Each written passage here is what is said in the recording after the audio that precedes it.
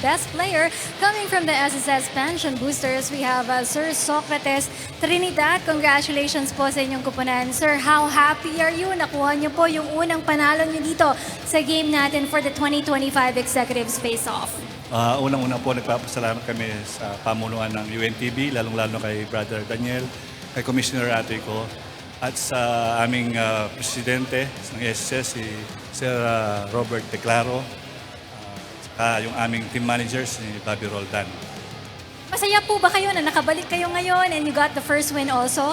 Ay, oo naman po, dahil matagal na namin gusto maglaro dahil unang-una po, bago yung mga player namin, mas mabibilis sila ngayon.